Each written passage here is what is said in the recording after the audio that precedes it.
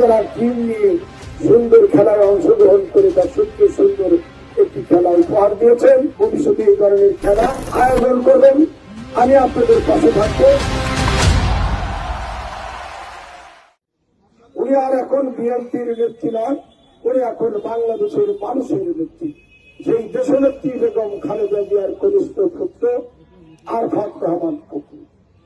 এবং আরফাত রহমান কোকো বর্তমান বাংলাদেশের গণতান্ত্রিক আন্দোলনে যিনি নেতৃত্ব দিয়েছেন, জুলাই আগস্ট বিপ্লবের মাস্টার মাইন্ড, আমাদের অভিভাবক, আমাদের নেতা, দেশ নায়ক তারেক রহমানের কনিষ্ঠ ভাই আরফাত রহমান কোকো।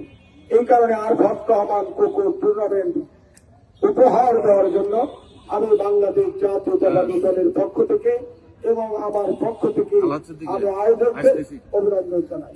সেই সাথে আমি আবারও অনুরোধ করব, আপনারা যারা টিম নিয়ে সুন্দর খেলায় অংশগ্রহণ করে দর্শককে সুন্দর একটি খেলা উপহার দিয়েছেন, ভবিষ্যতেও আমি আয়োজকদের বলবো আপনারা ভবিষ্যতে এই ধরনের খেলা আরো আয়োজন করবেন, আমি আপনাদের পাশে থাকবো। এবং যারা খেলায় অংশগ্রহণ করেছেন এই দলকে আমি তাদেরকে বলবো, ভবিষ্যতে আপনারা আরো আপনাদের সুন্দর সুন্দর খেলা তৈরি করেন, আমরা এবং দর্শকরা যেন আরো সুন্দর খেলা উপভোগ করতে পারি।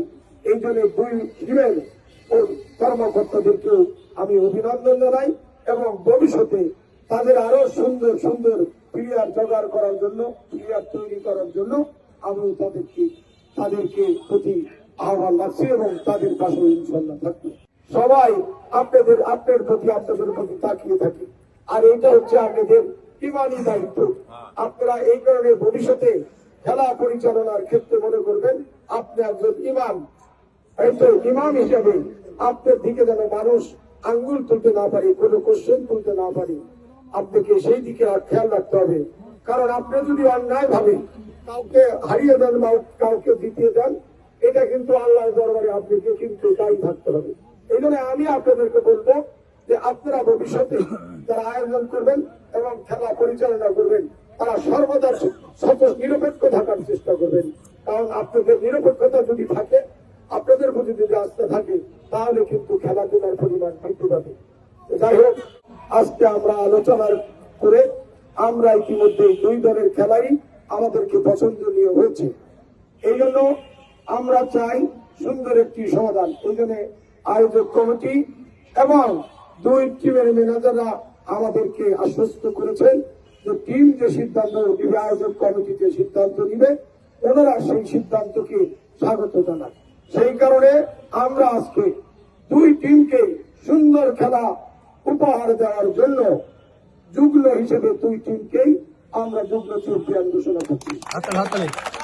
এবং পুরস্কারটা আমাদের যেটা ছিল, সেই পুরস্কারটাও আমরা দুই ভাগে বিভক্ত করে আমরা দুই টিমের ম্যানেজারের হাতে তুলে দেব।